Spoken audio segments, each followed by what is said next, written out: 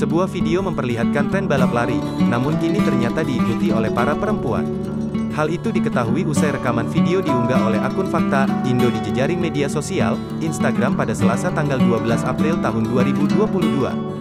Video menampilkan dua orang perempuan berkulit putih dan merah muda tampak bersiap-siap untuk lari saat dirasa jalanan telah kondusif dan aman. Para peserta perempuan itu pun langsung memasang kuda-kuda mereka untuk persiapan lari.